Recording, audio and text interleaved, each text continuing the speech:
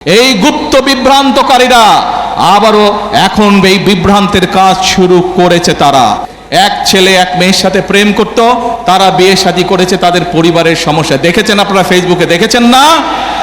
একটি পারিবারিক একটি ব্যক্তি ঘটনাকে কারা রাজনৈতিক রূপ দিয়ে দেশে অশান্তি সৃষ্টির চেষ্টা করেছে দেখেছেন আপনারা সবাই।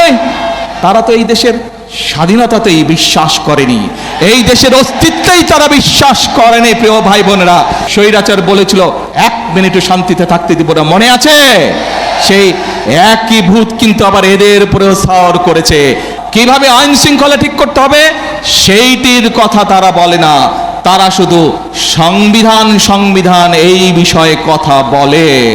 প্রিয় ভাই বোনেরা, দেখেন তারা কিভাবে বিভ্রান্ত করছে।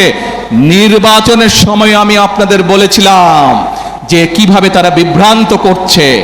এই গুপ্ত বিভ্রান্তকারীরা আবারও এখন এই বিভ্রান্তের কাজ শুরু করেছে। তারা দুদিন আগের ঘটনা, এই গতকালকের ঘটনা, ময়মনসিংহের ওদিকে একটি জেলায় একটি ব্যক্তিগত তুচ্ছ ঘটনা ঘটেছে।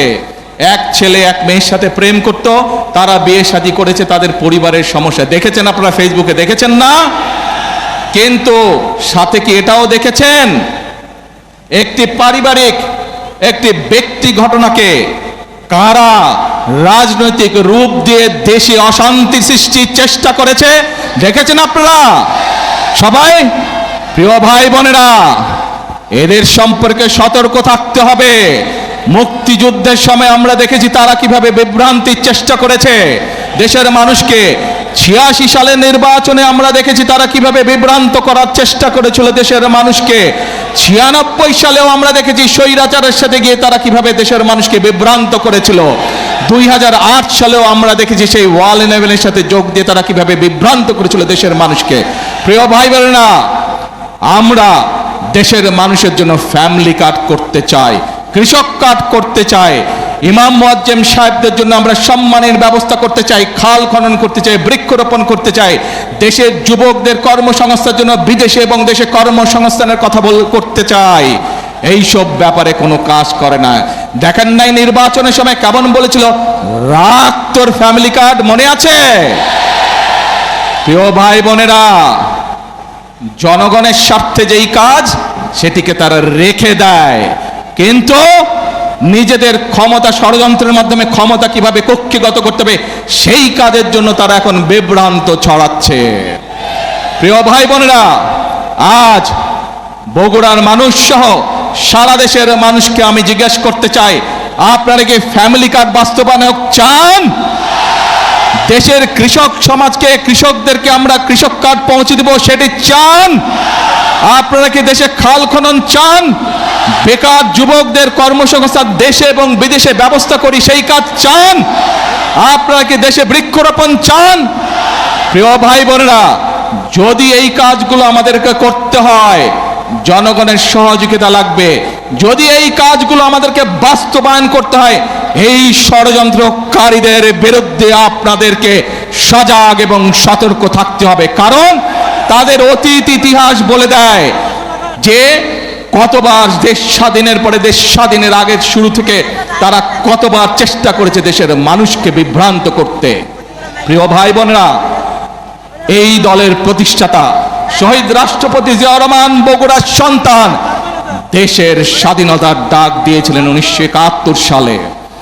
আজ আমরা দেখছি যারা দেশের মানুষকে বিভ্রান্ত করতে চাচ্ছে, জুলাই সনদ নিয়ে বিভ্রান্ত করতে চাচ্ছে, প্রিয় ভাই বোনেরা, তারা তো এই দেশের স্বাধীনতাতেই বিশ্বাস করেনি, এই দেশের অস্তিত্বেই তারা বিশ্বাস করেনি। প্রিয় ভাই বোনেরা, যেই দেশের অস্তিত্বেই তারা বিশ্বাস করে না, তাদেরকে কি বিশ্বাস করা যায়?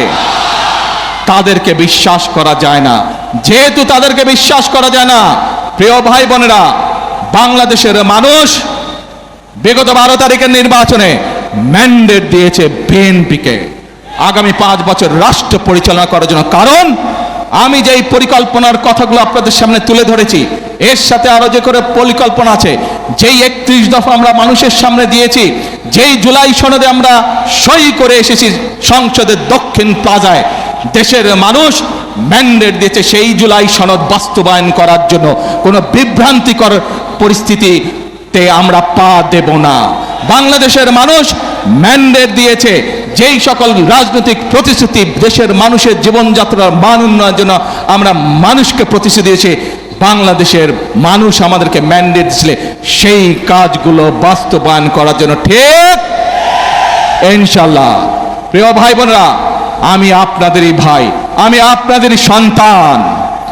আজ যে পরিকল্পনাগুলো বিএনপি নির্বাচনের আগে আপনাদের দিয়েছে, যেই পরিকল্পনাগুলো আমরা বাস্তবায়নের কাজ শুরু করেছি, এই কাজগুলো আপনাদের সন্তান হিসেবে, বগুড়ার সন্তান হিসেবে যদি আমি করতে পারি, তাহলে নিশ্চয়ই আপনাদের গৌরব বৃদ্ধি পাবে, বগুড়ার প্রতিটি মানুষের গৌরব বৃদ্ধি পাবে।